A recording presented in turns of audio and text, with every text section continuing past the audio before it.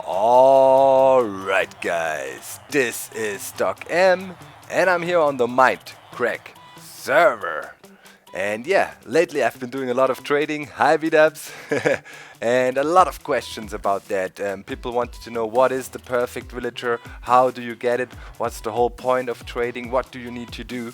So I thought let's do a quick video. Here you can see some of the trades I've been doing, so you can get almost anything from trading, even enchanted or bottles of enchanting here, where you can basically get levels for free in survival Minecraft, which is pretty awesome if you ask me. So yeah, without further ado, I'd say I'll go over to my friends of the ZipCrowd server on a creative world and we'll try to explain you everything you need to know about villager trading. So let's go. Okay guys, and here we are, fresh world created. Just to show you what's up with the villager trading, I'm here with my friends of the ZipCrowd server. There's JL, there's Dan, and there's Code Raider with me today. Hey guys. Hey. Hey. So yeah, let's get right to it, cut the rambling. First of all, you need to know, how do you get villagers? Well, there's two ways. First of all, catch one in a village. We have one here, so JL will demonstrate it real quick. Yeah, so I just placed the minecart on this 2 white track there, and you push him in, and there you go. Yep. And once you're done, you can just connect the rails together and send them off to wherever you want them to go. Boom. And as long as the minecart breaks, you can send them through portals as well. Yep. So first way to send them around and catch them, use a village and just catch you one. Alright, another good way to get a villager is to cure a villager zombie. You need a golden apple, the normal one, you can see the recipe right here, and potion of weakness. Best use splash potion, of course the other one won't work. How do you get a splash potion of weakness? Well, really simple, the recipe you can see here.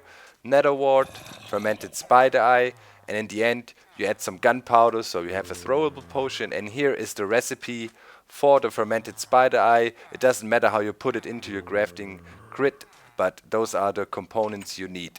Normal spider eye, sugar and a mushroom. And yeah, what you do is you toss your potion on the zombie villager. Make sure during daytime, by the way, you have a roof so it doesn't burn, and yeah, you give him the apple. Just have to look at him, point at him, and then you can give him the golden apple, and then you have to wait for a little bit and the guy will transform. And yeah, best stay away when you throw the potion, otherwise you might hit yourself with weakness too.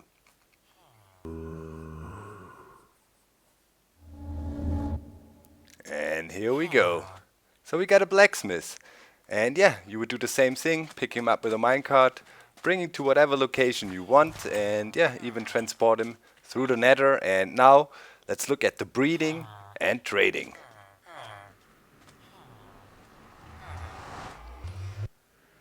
Right, so after you caught the villagers, of course, you need to have different ways to move them about to start breeding them. So yeah, just here to demonstrate, your villagers can do a lot of things. They can swim up in water, as long as you give them some air to breathe ever so often. They can move along in water streams. You can use fishing rods, as you see in the background. They will not take damage and you can pull them along. And they're even able to climb up ladders. You might need to help them a bit, you know. Just jump in there with them, and if there are two or more, they clump up and even can climb up ladders, and this way you can move them around quite easily. Okay, so now, as you have learned how to move villagers around using water streams, minecarts, ladders and all kinds of other things, let's build our first and very simple but always working breeding cell. So you start up with this 2x2, and yeah, you need at least 3 villagers to get it going. So first step, you need to build a platform on top of this 2x2. And it has to have a certain distance, so Philip, let's do it. 1, 2, 3, 4, 5 blocks up. Keep that in mind. And then you do your platform. It is important to keep at least this distance from the village and don't go too far up. Don't build it 200 blocks up there. It might not work. So stay fairly close, but at least this distance away. Puts down 6 doors at least. 1, 2, 3, 4, 5, 6, and 2 blocks right there. And now, by using the tricks we just showed you, either minecarts or other ways, you move a villager about and put one up here. You put 2 more down there, And that's it. After a short amount of time, the villagers down below should start breeding. Don't freak out if it takes a bit. Sometimes they need to find themselves, and sometimes one villager wants to breed, the other doesn't want to breed.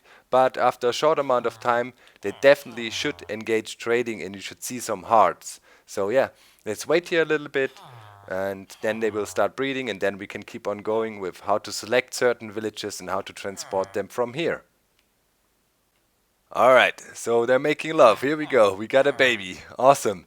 And yeah, if you keep on doing this, they will keep on breeding. And before we continue, I want to stress that really well. Be careful with villager breeding cells like that. They will keep on breeding forever and forever, and you will end up with thousands of entities if you don't stop it. How do you stop it? Simple way. Just grab this villager here on top. That is the very basic way to shut off a breeding cell, or knock out the doors.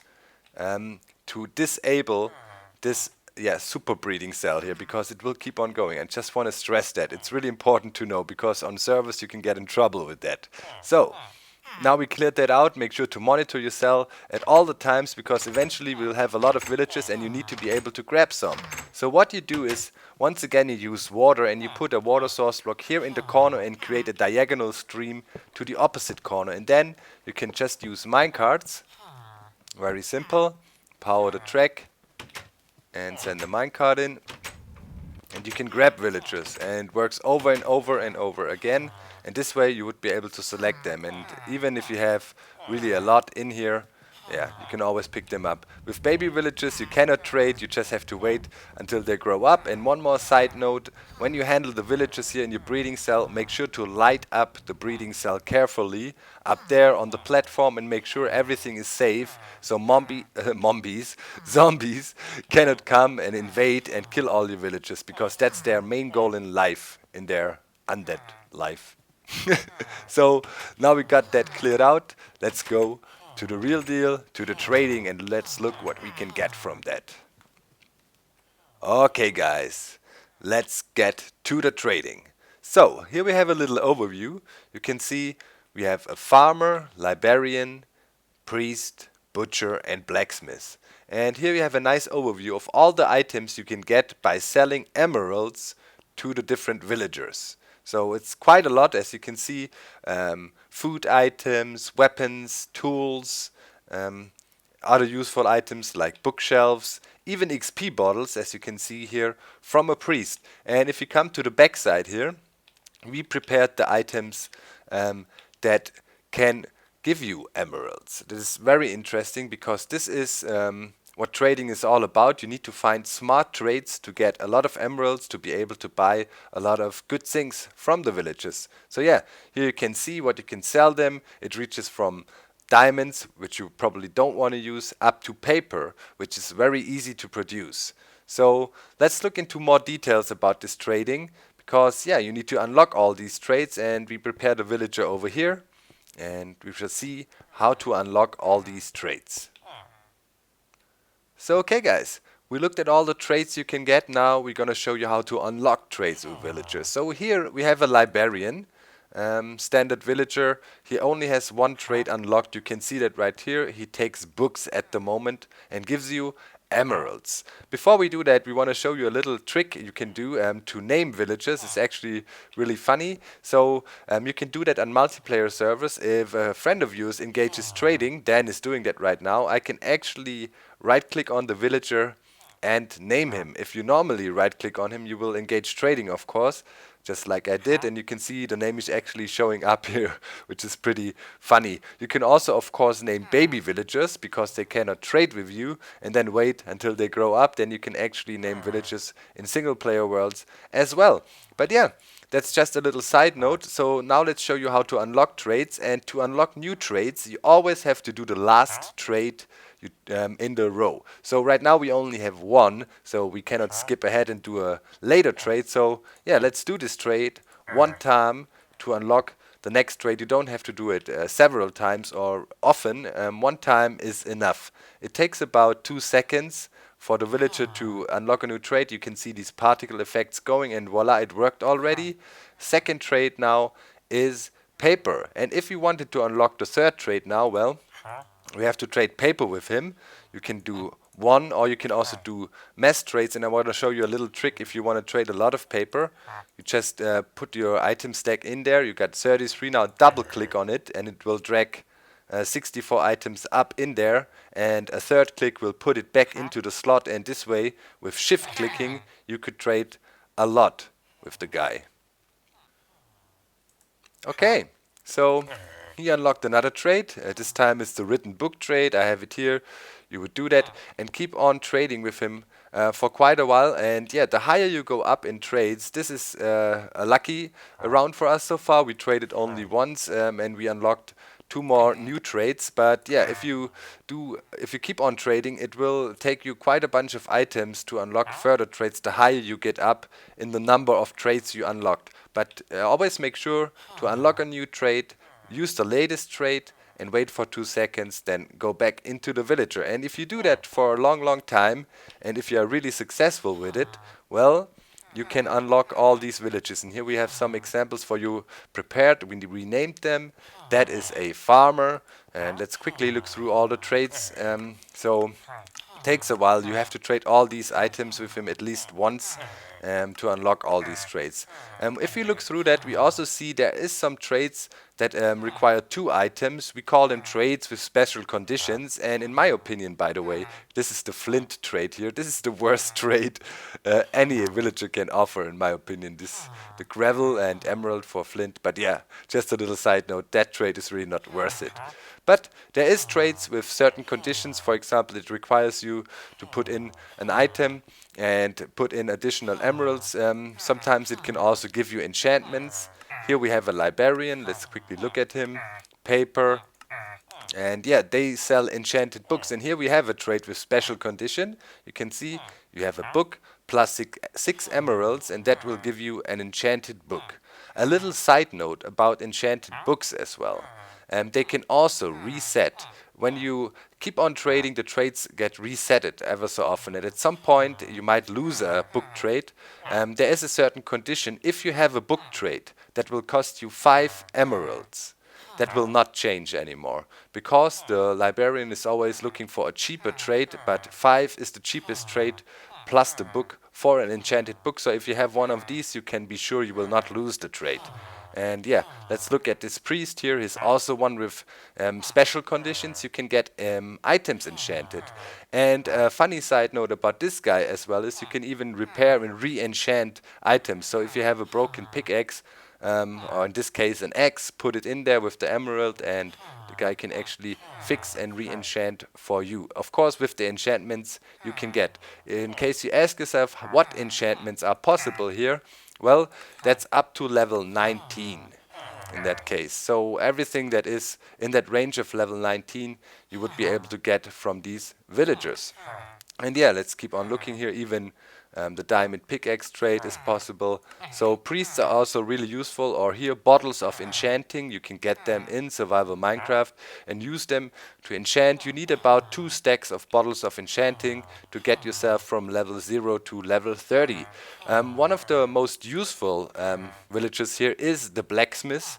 If you look over at the chart, you can actually see with emeralds you can get all these items from him. So basically all gear, and even the chain armor, which is actually pretty cool. I personally like that. It looks really cool enchanted. It's really nice to have, and on service you can show off a bit. Sure, other people can get it too now from skeletons, but still you would have a nice supply of it. And yeah, if we move on, here is the butcher. This is one of the last villages we will look at. He also gives you the leather gear here, so you can get the full array of armor that is available in the game at the moment. And yeah, of course, also a lot of food items, and here also a useful trade, the saddle, which will of course help you with the horses and all. So those are fully unlocked villagers. To get these it will take a long time, and you need to have certain preparations done to do that, because there's certain tricks, and there's also special villagers you want to get which are super rare, and we're gonna talk about that now. Now let's talk about the real pro trading tricks that really will make you rich and own everything you want. So, special traits. Very good villages. We have 2 perfect villages. I often mention this perfect villages thing. in my videos in the Minecraft or in my world tour. And yeah, two perfect villages we have here is this librarian, you can see, he has a paper trade on his last slot. And over here we got a blacksmith, and he has the iron trade on the last slot, which is also really good.